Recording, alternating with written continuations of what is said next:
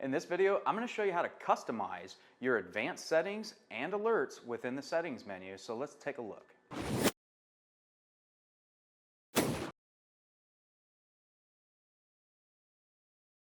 To get into the settings, we'll tap our settings icon here, and the first thing that's going to come up for our cabinet settings is going to be our use first.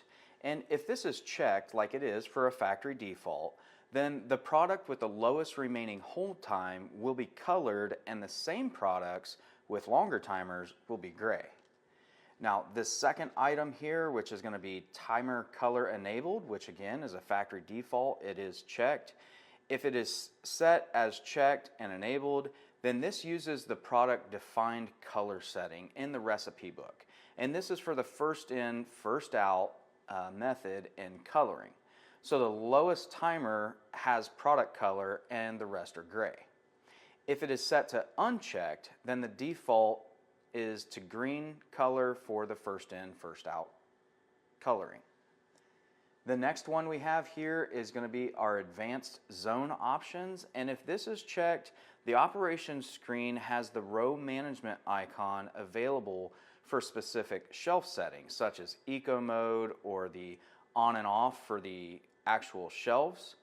If it is unchecked, then the operations screen does not have the row management icon available. Rather, it is replaced with the global day parts change. And that would be what the advanced zone options would be. Now, the UI sleep mode here that is also checked as a factory default, basically what that is the screen is going to dim 10% of its brightness after 180 seconds of no activity. And then it'll reactivate upon activity after we've touched it. If that is set to unchecked, then the screen remains at its set brightness for all the time that the unit is turned on. So if we scroll down just a little bit here, we'll notice that we can go to font size. Now if we want to change the font size on our screen here, we can actually touch that, but we have to enter the manager passcode to be able to edit this screen. We'll hit our green check mark. Then we can actually move this over, and we can see over here in the right hand corner the size of the font increasing, and that will give us an idea of how large that font would be set. I'll go ahead and take it back to the factory default, which is 24. We can also change our screen brightness right here as well by doing the same thing. As well as our sound level, we can increase or decrease that. And then we can continue to scroll down. Now if we tap on this more sound settings, what this does is gives us a lot of customizable features for the different alerts, such as cook more alert, the preheat alert, the discard, or even the fault alert.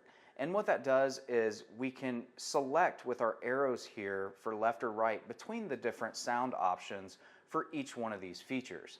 And then once we do, we can hit the play button over here to hear what that sound actually sounds like. So if I change this one to sound 3 and then I hit the play button, you can now hear what that setting sounds like. I'll go ahead and hit stop, and I'm going to take it back to its factory default, which was sound 2. So that would be the more sound options. We'll go ahead and exit that.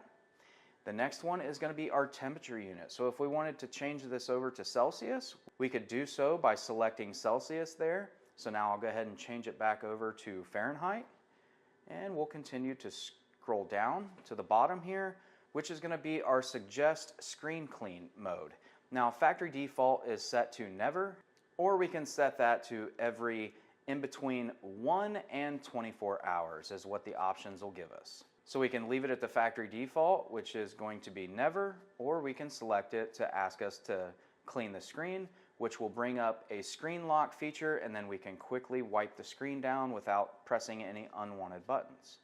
Now we can go ahead and hit the X button to get back out of that, and we'll scroll over to our next option here, which is where we can set our time, our date, as well as our time zone, and whether daylight savings time is enabled or not. So this is the screen that we could do so. If we need to change any of those, then we need to enter the manager passcode, And then we would select whether we want to change the time, the date over here, etc., if we needed to change any of that.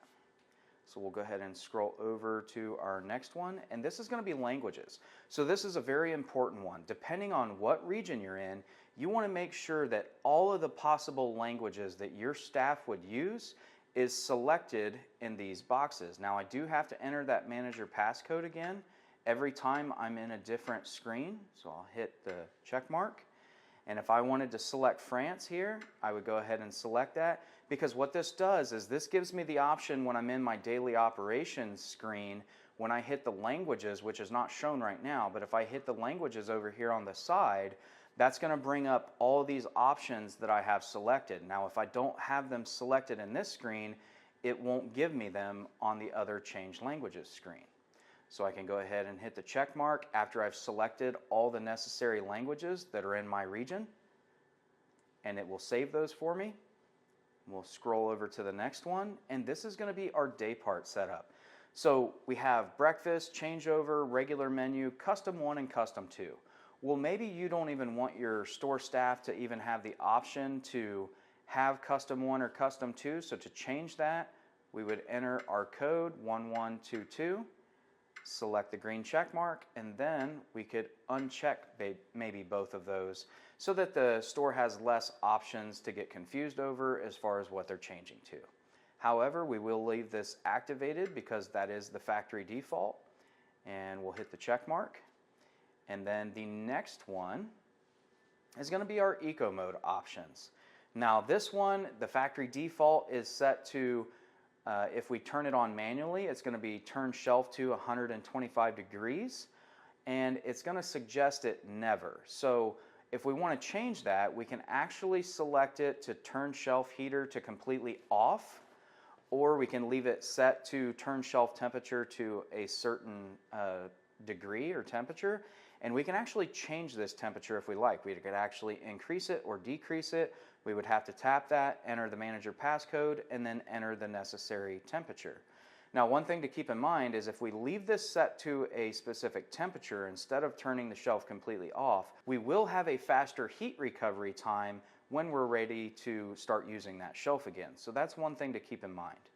And then down here, if we were to switch it over to every, we could change the minutes of activity, with 60 minutes being the maximum amount of time for inactivity, but we could actually reduce that to even less than 60 minutes if we wanted it to suggest the eco mode more often. So those will be the options in that screen.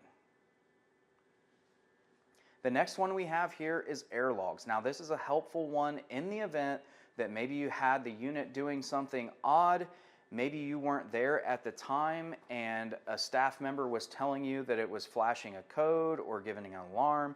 You can actually come in here and see exactly what that error code was, the date and the time.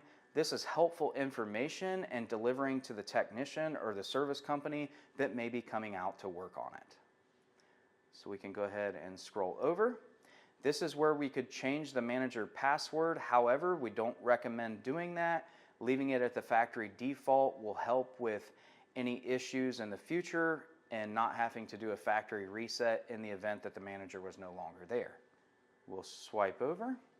And this brings us to our system information. This is a good area to come in and get the serial or model number in the screen. Of course, we could verify it to the data plate on the top of the unit, but this is where we would have the system information.